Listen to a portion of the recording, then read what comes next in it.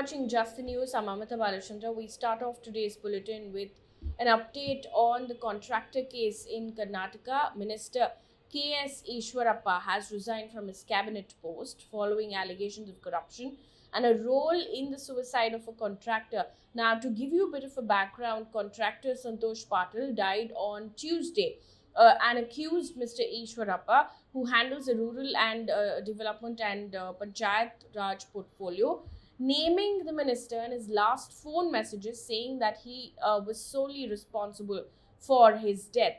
In his last WhatsApp message to his friends and political leaders, he also reportedly marked Prime Minister Modi in this, saying that this minister was responsible for his death. Now, Mr. Ishwarappa has, however, denied any link with the contractor's death. He said, and I quote, "This is a suicide or murder. This needs to be probed. There is no mistake of Ishwarappa. The guilty must be found and be punished."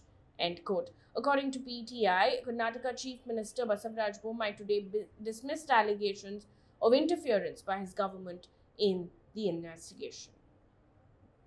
Also in the news, 13 opposition parties have today issued a joint appeal to maintain peace and harmony and demanded stringent punishment for perpetrators of communal violence. And this comes after there were reports of communal violence in several states, especially during Ram Navami processions. The appeal, signed by most opposition parties, including Congress, Trinamool, Nationalist Congress Party, RJD, among others, said, and I quote, "This silence is an eloquent testimony to the fact that such private armed mobs enjoy the luxury of official patronage." End quote.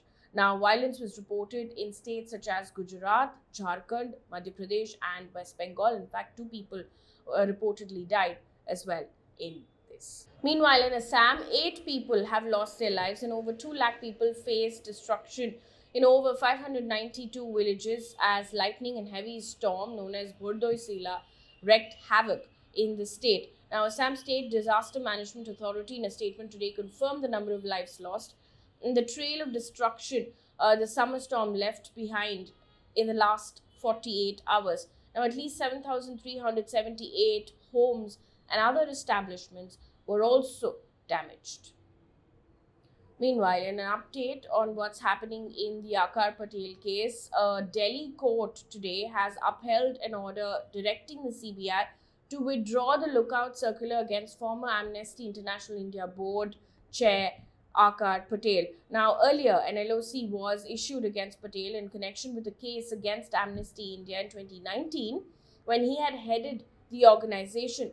He was due to travel to the US from the Bengaluru International Airport on Wednesday, and he was stopped by the immigration authorities on the ground. Now, the court has also added that the CBI's power to investigate and prosecute was not unbridled.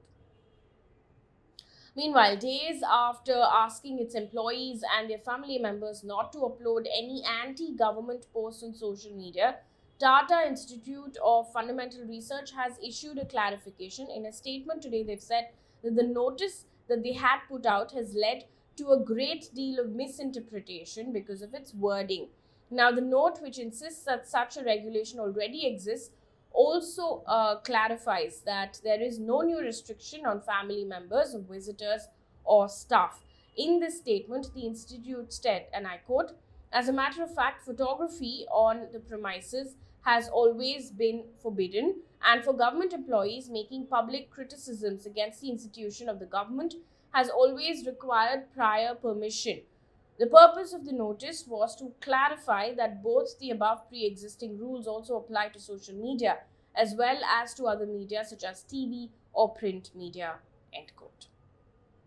Moving on to politics right now, starting off with Punjab. The Aam Aadmi Party today has announced 300 units of free electricity for every household from the 1st of July in Punjab. Now, the scheme is likely to benefit nearly 62.25 lakh out of the total 73.80 lakh domestic consumers in the state, and this is according to Indian Express. The Chief Minister, according to PTI, has said, and I quote, "It will be 600 units for 2 months." End quote. An update now on the by-poll results in 4 different states. The Trinamool Congress has today won the Asansol Lok Sabha constituency for the first time since the party's formation. It has also retained the Baliganj Assembly constituency, making a clean sweep in the West Bengal by polls. In Bihar, the RJD has won the Bochahan Assembly seat. In Maharashtra's Kolhapur North constituency, the Congress party has won that seat, and the Congress has also won in the Chhattisgarh's Kairagarh constituency as well. Meanwhile, there are several reports now talking about how Prashant Kishor has met top Congress leaders and drawn up strategy for 2024 polls. Now, according to the Indian Express, Congress President Sonia Gandhi and Rahul Gandhi met a group of veteran party leaders today to discuss the strategy for the forthcoming assembly elections, the general elections in 2024, and on the brainstorming session that's planning to hold to devise ways for the party's revival. Also, according to reports, election strategist Prashant Kishor was also at Gandhi's residence and is learned to have given the Congress leaders a presentation for the party's strategy in upcoming elections as well. Moving on to international news right now, starting off with Ukraine crisis. It is day 52 of Russia's invasion in Ukraine. New strikes have hit outskirts of the Ukrainian capital, and explosions have also been heard in the western city of Lviv, apart from Kyiv as well. Kyiv's mayor has said that one person has been killed and several wounded in the strikes. Russia's defense ministry has said that missile strikes targeted a military plant in the capital, Kyiv. Meanwhile, Russia's flagship Black Sea fleet, Moskva, that was damaged by an explosion on Wednesday, has sunk. The 510 crew missile cruiser was a symbol of Russia's military power, leading its naval assault on Ukraine. Now, Ukraine has said that its missiles hit the warship. Russia has, however, said that the vessel sank after a fire. Also in the news, Russia has banned Prime Minister Boris Jhonson and other senior ministers from entering Russia over the United Kingdom's hostile stance on the war in Ukraine, is what Russia is saying. Moscow has also said the decision has been made in retaliation to UK's new sanctions against Russia since it has invaded Ukraine. Now, in March, Russia had imposed a similar ban against US President Joe Biden as well. Moving on to what's happening in Sri Lanka. According to NDTV, Sri Lanka has now started the process to import cooking gas through a credit line arrangement with India. Now, cooking gas shortage is one of the scarcities that the public had to face, among other things, as fuel shortage. The country has long power blackouts as well. The chairman and CEO of Litro Gas, the country's largest importer and supplier of cooking gas, has said in his resignation letter to the president, and I quote, "I had initiated a process through the Indian High Commission to obtain an Indian credit line to import gas. This could be easily implemented," end quote.